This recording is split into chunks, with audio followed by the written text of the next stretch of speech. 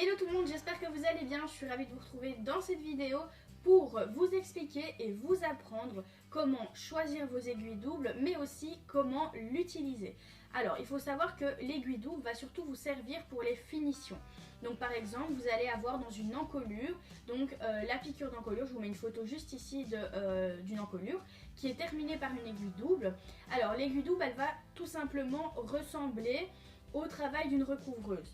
Alors le travail d'une recouvreuse, derrière ce sera plus joli que au point aiguille double, mais l'aiguille double va très bien faire son travail également. Si vous n'avez pas les moyens d'investir dans une recouvreuse, ce que je peux entièrement comprendre, surtout si vous ne cousez pas souvent du jersey, ou bien même que c'est pas très rentable pour vous, une recouvreuse ça coûte minimum entre 500 et 600 euros, donc une aiguille double peut très bien faire l'affaire dans un premier temps.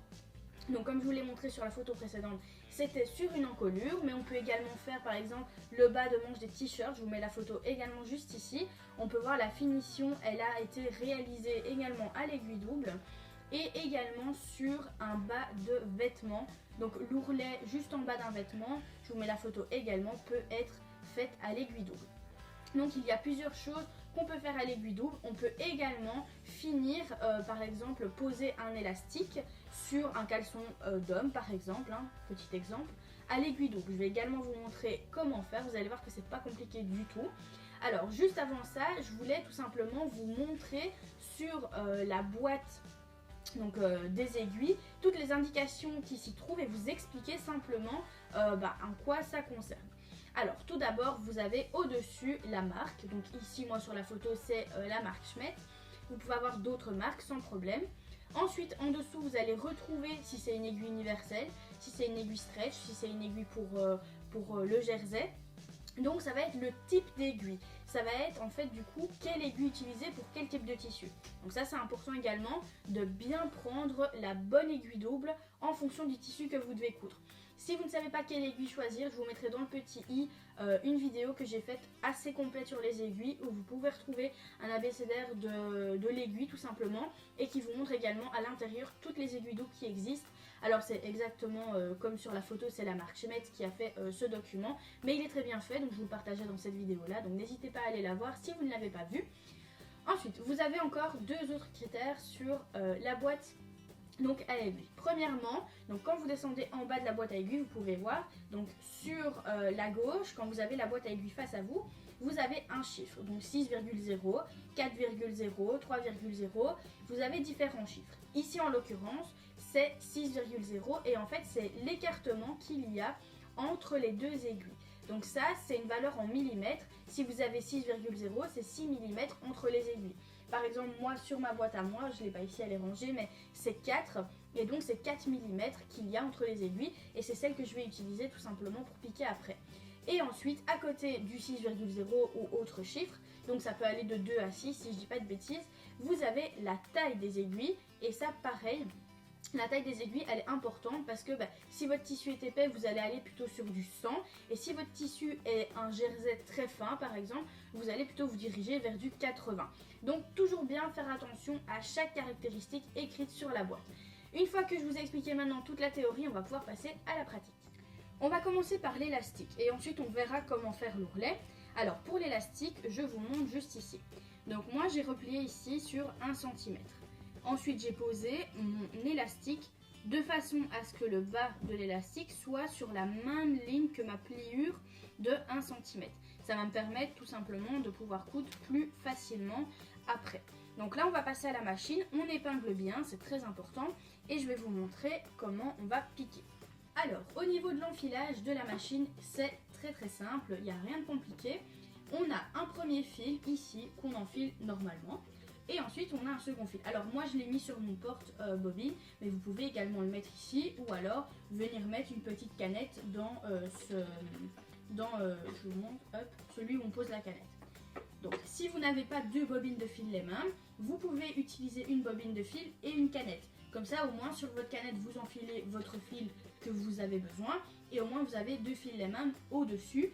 Et pour la canette d'en dessous, vous pouvez soit utiliser du fil mousseline parce qu'il est plus doux, tout ça on va utiliser tout ça dans les sous-vêtements par exemple.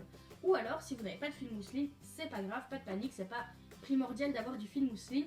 vous pourrez utiliser le même fil que celui supérieur. Donc comme je disais, au niveau de l'enfilage, c'est pareil que pour quand vous enfilez normalement. Donc en fonction de votre machine, vous faites le même enfilage. Et au niveau des aiguilles, on a donc deux aiguilles, une enfilée en rouge, une enfilée en bleu. Pour ma part, parce que j'ai mis deux fils différents pour que vous compreniez bien. Et là, en fait, vous allez tout simplement enfiler les aiguilles de façon traditionnelle. Alors maintenant, on va passer pour la piqûre. Donc, comme je sais que ici mon billet fait 2 cm, je vais me mettre sur les 2 cm pour bien piquer au bord de mon élastique. Donc, on se met au début, on fait un petit point d'arrêt au début et à la fin et on y va. Ah oui, petite chose quand même au niveau des réglages, bien vous mettre en point droit, au niveau de l'aiguille, bien les laisser au centre. Et alors la longueur c'est entre 3 et 3,5, vous pouvez aller jusque 4 si vous le souhaitez, mais entre 3 et 3,5 c'est un joli point.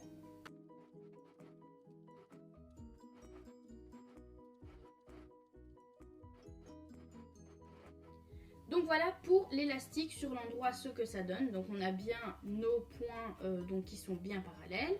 Et ensuite sur l'arrière on a un point zigzag qui vient maintenir notre tissu. Donc là l'élastique est bien accroché sur notre tissu. Et donc par exemple ça peut être bien pratique pour les sous-vêtements. Et les sous-vêtements hommes aussi si vous en faites. On va passer maintenant pour la couture. Alors la couture, donc j'avais fait un petit test avant, il reste des petits déchets de fil, hop, voilà. On va donc plier à 1 cm comme ceci sur l'envers. Et on va passer à la machine pour piquer. Pareil, je vais vous expliquer comment faire. Si vous avez plié à 1 cm, il va falloir vous mettre sur la première ligne qui est la valeur de 1 cm. Petit point d'arrêt au début et à la fin et ensuite on verra le résultat. Vous allez voir, c'est très joli.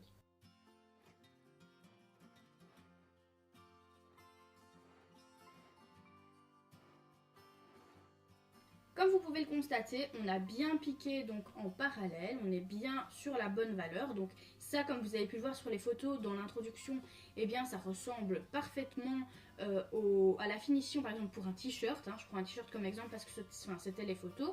Alors ici, comme je vous le disais, il y a 4 mm d'espace, mais bien entendu, vous pouvez prendre des aiguilles avec plus d'espace ou moins d'espace, ça c'est en fonction de vos goûts. Alors sur l'envers, je vous montre, on a pris une fois le tissu et une fois à l'extérieur. Comme ça, au moins, on est sûr que c'est bien accroché, c'est bien en zigzag et la finition est bien finie. Il ne reste plus qu'à repasser votre ouvrage une fois que vous avez fini de faire ça pour bien aplatir les coutures et en soi, rien de compliqué, vous avez terminé. Donc voilà, vous avez pu constater que pour coudre à l'aiguille double, c'est pas compliqué. Donc ici, j'étais bien sur un tissu qui était extensible, comme vous avez pu le constater.